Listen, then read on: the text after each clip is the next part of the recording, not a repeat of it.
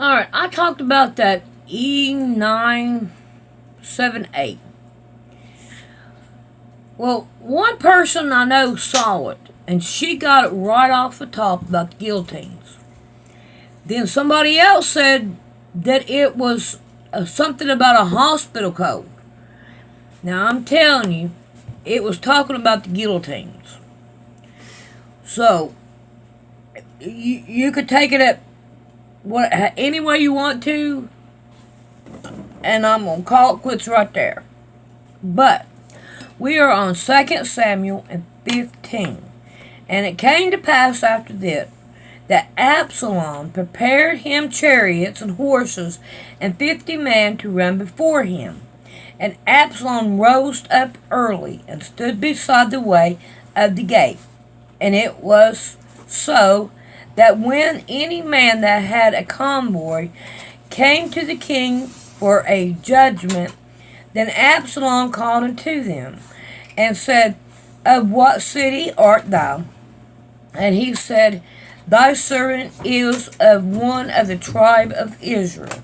And Absalom said unto him, See, thy matters are good and right, but there is no man deputed of the king to hear thee. Absalom said, Furthermore, Oh, that I were made judge in the land, that every man that hath any suit or cause might come unto me, and I would do him justice. So in other words, he cut off people that was going to see the king for judgment. That's crazy. And it was so that when any man came nigh to him to do him obedience, he put forth his hand and took him and kissed him. And on the manner did Absalom to all of Israel that came to the king for judgment. So Absalom stowed the hearts of the men of Israel. And it came to pass after 40 years that Absalom said unto the king, I pray thee, let me go and pay my vow which I have vowed unto the Lord in Hebron.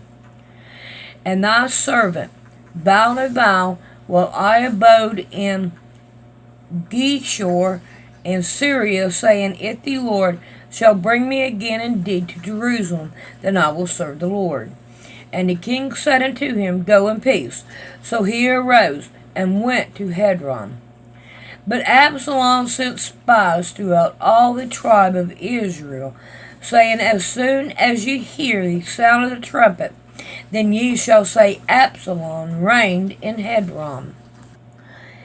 And with Absalom went 200 men out of Jerusalem that were called, and they went in their simplicity, and they knew not anything.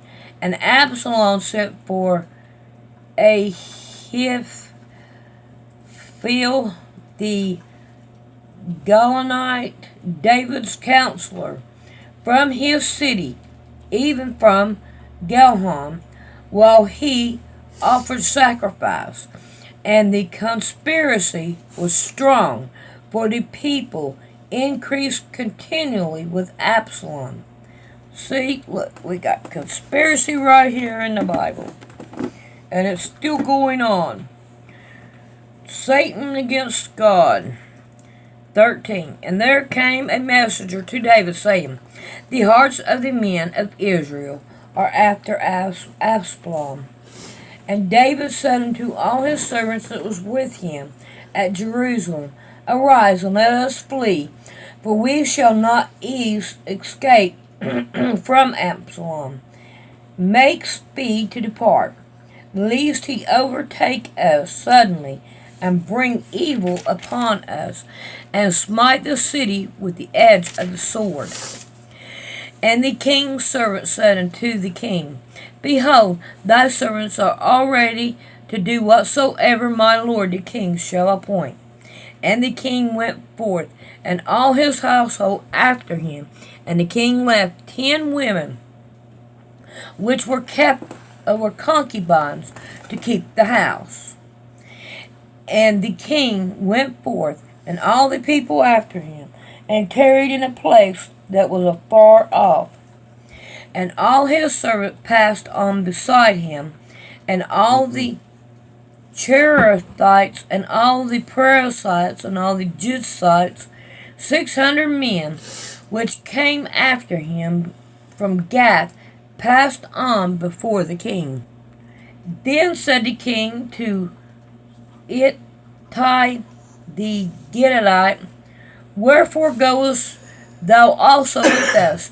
Return to thy place, and abide with the king, and for thou art a stranger, and also an exile, whereas thou comest but yesterday.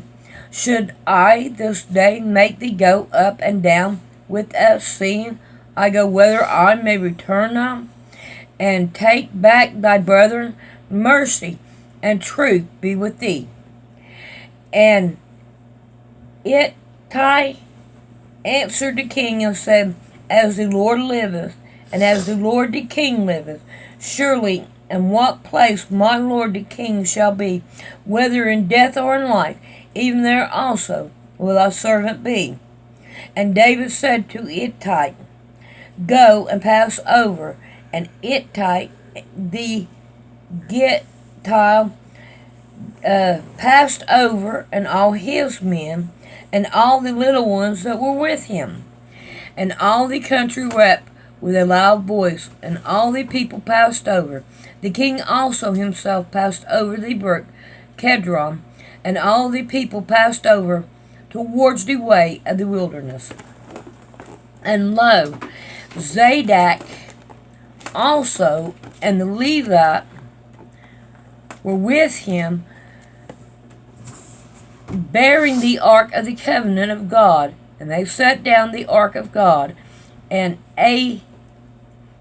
Abiathar went up until all the people had done passed out of the city. And the king said unto Zadok, Carry back the ark of God into the city. If I shall find favor in the eyes of the Lord, he will bring me again, and show me both it, and in his habitation. But if he thus say, I have no delight in thee, behold, there I am. Let him do to me that it seemeth good unto him. The king also said unto Zadok the priest, Art not thou a seer? Return into the city in peace, and your 2 sons with you, Ahimaaz thy son, and Jonathan the son of Abiathar. See, I will tarry in the plain of the wilderness until there come a word from you to certify me. Zadok therefore and Abiathar carried the ark of God again to Jerusalem, and they tarried there. And David went up by the ancient of Mount Olive, and wept as he went up, and had his head covered, and he went barefoot. And all the people that was with him covered every man his head, and they went up weeping as they went up. I wonder how come that. I don't understand that. Alright. And one told David, saying, Ahithophel is among the conspirators with Absalom. And David said, O Lord, I pray thee, turn the counsel of Ahithophel into foolishness. And it came to pass that when David was come to the top of the mount where he worshipped God, behold, Hushai the Archite came to meet him, and with his coat rent, and earth upon his head. Upon whom David said, If thou pass on with me, then thou shalt be a burden unto me. But if thou return to the city, and say to Absalom, I will be thy servant, O king, as I have been thy father's servant hitherto, so will I now also be thy servant. Then mayest thou for me defeat the counsel of Ahithophel, Ahithophel. And hast thou not there with thee Zadok and Abiathar the priest? Therefore it shall be that whatever soever thou shalt hear out of the king's house, thou shalt tell it to Zadok and Abiathar the priest. Behold, they have there with them their two sons,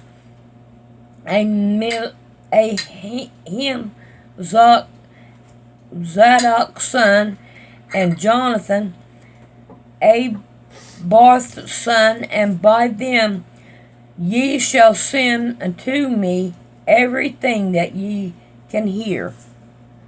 So Hushai, David's friend, came into the city, and Absalom came into Jerusalem. Alright, we're on chapter 16. And when David was a little past the top of the hill, behold, Ziba, the servant of Mephibosheth,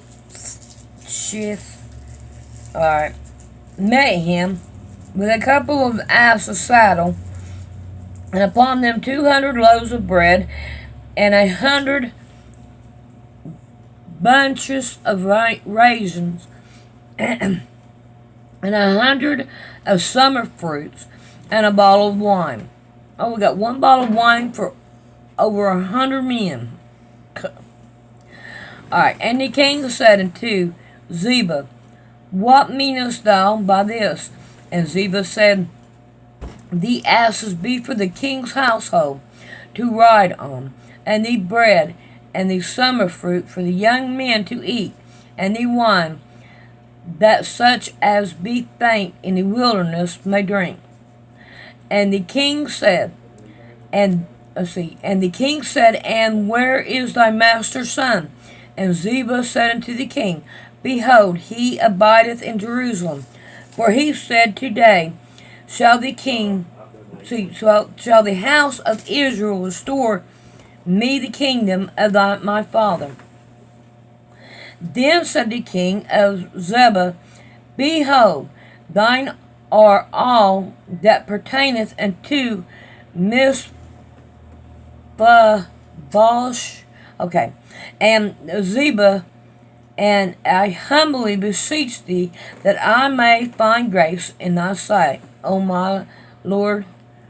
O my Lord, my King. Okay.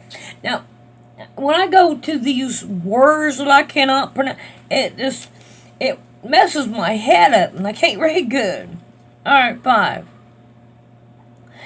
And when King David came to Bahurim, behold, thence came out a man of the family of the house of Saul, whose name was Shimei, and the son of Ger. And he cometh forth and cursed still as he came. And he cast stone at David, and at all the servants of the king David. And all the people and all the mighty men were on his right hand and on his left. And thus said Shimei, when he cursed, Come out, thou bloody man, and thou man of Beli. The Lord have returned upon thee all the blood of the house of Saul, in whose stead thou hast reigned, and the Lord have delivered the kingdom into the hand of Absalom thy son. And behold, thou art taken in thy mischief, because thou art a bloody man. Then said Abishai the son of Zeruiah unto the king, Why should this dead dog curse my lord the king? Let me go over, I pray thee, and take off his head, And the king said, What have I to do with you, ye son of Zorah? Okay, so let him curse, because the Lord hath said unto him, Curse David. Who shall then say, Wherefore hast thou done so? And David said to Abishai and unto all his servants, Behold, my son, which cometh forth out of my bowels, seeing my life, how much more now may this Benjamite do it? Let him alone, and let him curse, for the Lord hath bidden him. It may be that the Lord will look on my affliction, and that the Lord will requite me good for this cursing this day. Or his cursing this day. And as David and his men went by the way, Shimei went along on the hillside over against him, and cursed as he went, and threw stones at him, and cast dust. And the king and all the people that were with him came wearily, and refreshed themselves there. And Absalom and all the people, the men of Israel, came to Jerusalem, and Ahithophel with him. And it came to pass, when Hushai the Archite, David's friend, was come to Absalom, that Hushai said unto Absalom, God save the king, God save the king. And Absalom said to Hushai, Is this thy kindness to thy friend? Why waitest thou not with thy friends? And Hushai said unto Absalom, Nay, but whom the Lord and his people and all the men of Israel choose, his will I be, and with him will I abide. And again, whom shall I serve? Shall I not serve the presence of his son? As I have served in my father's presence, so I be in thy presence. Then said Absalom to Ahithophel, Give counsel among you that we shall do. And Ahithophel said unto Absalom, Go in unto thy father's concubine, which he had left to keep the house, and all of Israel shall hear that thou art honorable of thy father. Then shall the hands of all that are with thee be strong. So they spread Absalom a tent upon the top of the house, and Absalom went in unto his father's concubine in the sight of all of Israel. Well, there's the curse that God put on him. And the counsel of Ahithophel, which he counseled in those days, was as if a man had inquired at the oracle of God. So was all the counsel of Ahithophel, both with David and with Absalom. In other words, he was playing both sides. Alrighty. We're on 17, and we're going to do it tomorrow night. Sorry I wasn't reading too great tonight, but I try to do my best every night. A lot of hugs and kisses to you.